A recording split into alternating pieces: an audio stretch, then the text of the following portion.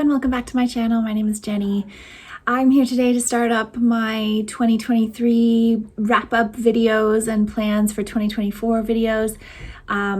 It is so dark here today, so getting this lighting even anywhere near decent was quite a challenge, but I know everyone in the Northern Hemisphere is facing these types of challenges these days, so you'll have to bear with me as I film these videos whenever I can.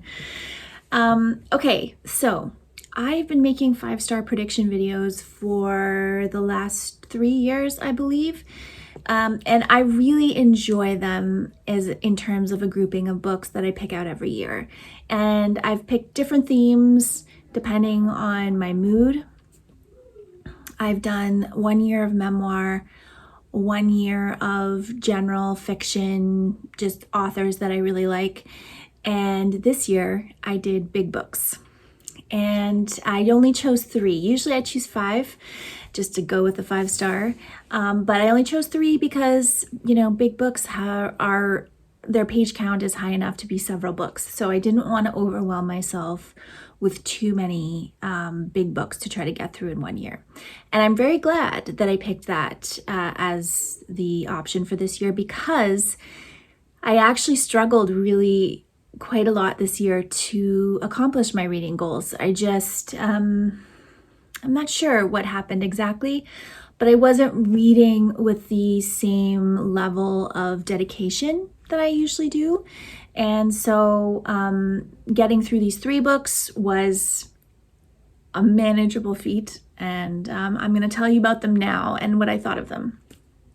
So the first big book, and for me, all these books are over 500 pages. So to me, over 500 pages is a big book. Was The Parisian, or Albarrasí, by Isabella Hammad. And I read this in March.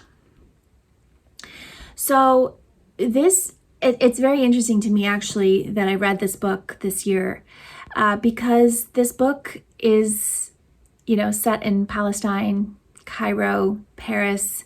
It's called The Parisian, but Paris is more of a symbol in this book than a character. The main character does go to Paris. He goes to France to study in actually Montpellier, which is another city in southern France, which I've been to and I love very much. So that was a pleasure to read about that city. And this is at the end of World War I. And so you're following this, you know, higher class. He has a wealthy merchant father man who sends his son to have a Western education. And he encounters challenges around trying to adapt to Western culture. And part of that involves a love, an unrequited love. And he ends up returning to modern day, what we would call Palestine area. And this book really gives you a good sense of the complexities of this part of the world, the multiple cultures that were sharing this land, and kind of always there was conflict, always there was cooperation, there was suspicion, there's a lot going on.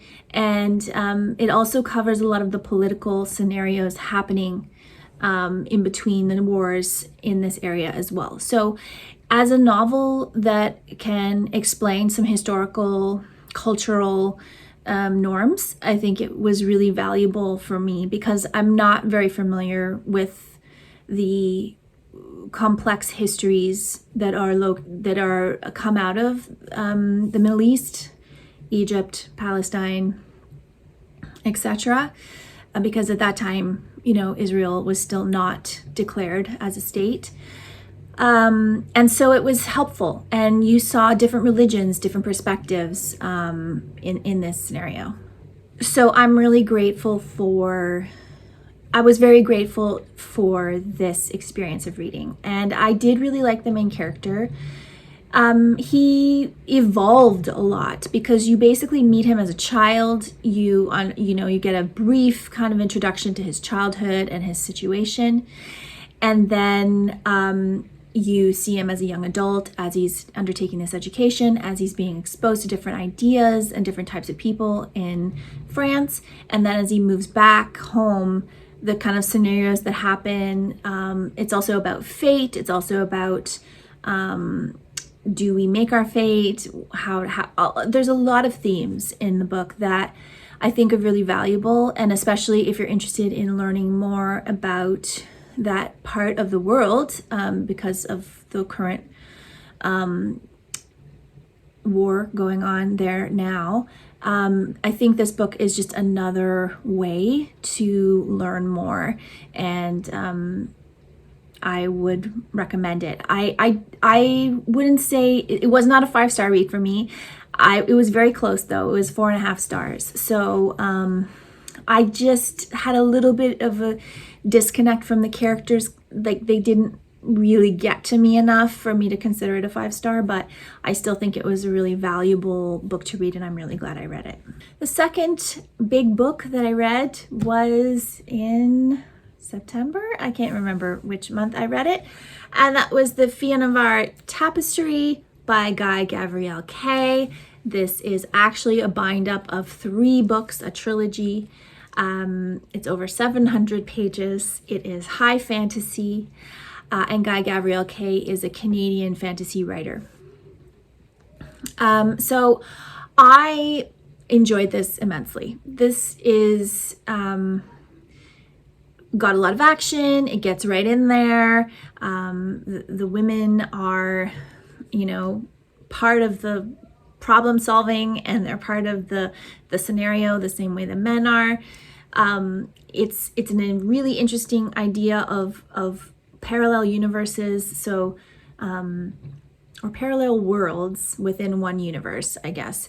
And people from modern day Toronto, 1995, are taken to Fionavar, and that is the place where it's kind of the base world. It's the world from which all other worlds began, and so anything that happens there affects all other worlds. And these 5 people, 2 women and 3 men, are integral to the future of this world, of the whole world, and they are reincarnations as well. I don't think that's spoiling anything to tell you that, because I won't tell you who they're reincarnations of, but they are representing these heroes and heroines from the past, and that's how their fate and destinies unravel in this really epic story. And I think this book does a lot of great things in storytelling. I just found that it flowed really well. I was invested in the characters. I wanted to see what happened, and I got wrapped up in the story. And when you're reading a book that's over 700 pages, you want to get wrapped up. And so I think Gavirel K just writes fantasy that is really digestible, and I really appreciate that. And when I'm in the mood to read fantasy, I know that I can go to him and that I'm gonna most likely enjoy, because the 2 books I've read of his now, I've enjoyed both of them. So this was a 5-star for me. And so the third book that I read in my 5-star predictions for 2023 was Hild by Nicola Griffith. And this was based on St. Hilda of Whitby's life in the 7th century. So I just read this book this month in December. I really did enjoy it. It has such a epic scope, but you really feel like you know Hild. And the fact that it was a real person is, for me, just enhances the story, because it connects me a little bit to the history. Obviously, Nicola Griffith took huge license with Hild's life. There's like a paragraph written about her. That's all that anyone knows. So she had to do tons of research to try to reconstruct what life would have been like in England during this time of great upheaval, lots of kings battling each other from different factions. And I found it really fascinating. It's actually more about the women's lives than about the battle, but I loved how she integrated the women's lives into the story in a way that I don't think a lot of other medieval, Dark Ages, whatever texts do with the women. They always make the women, noble, and she did this in this as well. These are like women of higher rank, but the work that they do to create the function of the society is very very interesting, and it showed a level of equality between the sexes that I think is not usually depicted in quite that way. So I really enjoyed it, and I do recommend it, and it was 5 stars. So my 3 5-star predictions were all very close, if not all 5 stars. The Parisian was the one that I just didn't quite give 5 stars to, but I still think I chose really well for those 3 books. So what am I going to be reading for my 5-star predictions in 2024? Well, I decided to go back to a love of mine, which is memoir. I've been collecting some memoirs in my personal collection over the last 4 years, and I thought it's time to really get to those as I'm trying to read more off my shelves. It was a goal that I set last year, and I was pretty happy with the amount that I read off my shelves, and so I wanted to continue that and really focus in on some of these books. The reason that some of them were ones I purchased was because they were not available through my library. So the first one that I've chosen for 2024 is Birds Art Life by Kyo Maclear. Kyo Maclear is a Canadian artist. I basically believe she's based out of Toronto, and this is a memoir about her year-long big city adventure chasing after birds, and her connection to nature with her art. And so I, as you know, read a lot of books about featuring artists, about art, all those things. So this one has been one I've been wanting to get to for a long time. And I think Kyo Maclear has a new book out. So I really want to get to this one. And if I like it, then I will be willing to check out her next book. So 5-star prediction number 1. The next one is one that's been on my radar for a very long time. This is The Stopping Places, A Journey Through Gypsy Britain by Damian Laveau. And I learned about this on Melanie Martin's channel so long ago. I had it on my to be read for a very long time, and then I was trying to finish out an order to get free shipping I think last year probably, and added this one into the cart. So I have always been fascinated by traveling Romany culture. This is a first-hand account. Damian Laveau is part of the Romany culture in Britain, and this was very, very highly recommended by Mel years ago, and so I'm very excited to read it this year and see if I like it as much as she did. The next one is Lose Your Mother, A Journey Along the Atlantic Slave Route by Saidiya Hartman. So this is a book, I cannot remember where I heard about this. I have a feeling it may have been on Instagram from, I'm not sure who I was following who talked about this. But there's a few reasons that I want to read this book. This is a memoir of Saidiya's journey through Ghana on the slave route, and she is also an academic, and so she was doing it on multiple levels for her research. And I'm very interested in my work about ideas of home, place, and identity, and how those things are different for different people depending on their culture and their realities.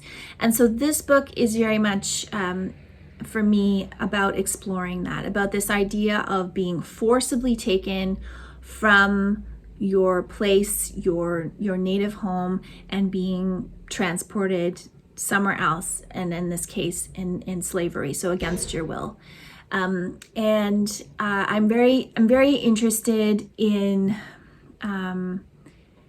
about how this whatever Saidiya, however she looks at this and however she explores it, I'm just really interested in learning about that perspective and in applying it to the artwork that I'm currently making this year. The next one is the Erratics by Vicki Laveau-Harvie. So this book won the Stella Prize in 2019.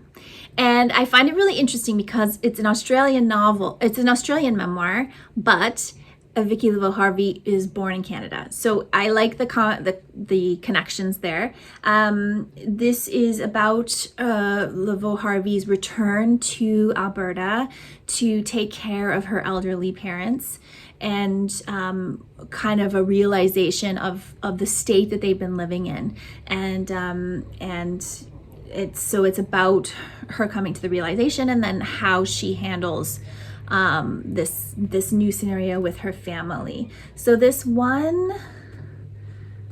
was shortlisted for the New South Wales Premier's Literary Awards, and it won some memoir prize in 2018. So it was also, yeah, and it won the Stella Prize. So it's quite well loved, and I'm very excited to get to this and see if I like it as much as the other people who read it. I think I did hear a few people who didn't like that book, so I'm curious to see where I fall in this scenario. And then the last one is also a booktube recommendation. So I've got lots this year that are related to specific people. This is Bookish Mama Bloom's. I believe this was one of her top reads of the last few years. I'm not sure which year. This is Roseanne Alexander's Waterfall of Stars, My 10 Years on the Island of Skomer. So, it's a nature memoir about living on an island off of the coast of, where is this island? Skomer is managed by the Wildlife Trust of South and West Wales. So this is off of Wales. And I just super interested in reading about this part of the world, in reading about people who go and into scenarios like this where they are on a remote place, and how they connect with nature and the things that they learn about themselves when they're living in these kind of more isolated scenarios. So very excited to get to this one. So those are my 5-star predictions and my 5-star results for 2023 and my 5-star predictions for 2024. Very excited to have picked out some very specific memoirs to tackle this year. And I usually wrap up these books within my monthly wrap-ups throughout the year, if you're interested in hearing about them sooner. But otherwise, the end of 2024, I will do a dedicated video to the 5-star predictions and let you know if I was right about them. So I will be back again soon with another video. Thank you so much for watching.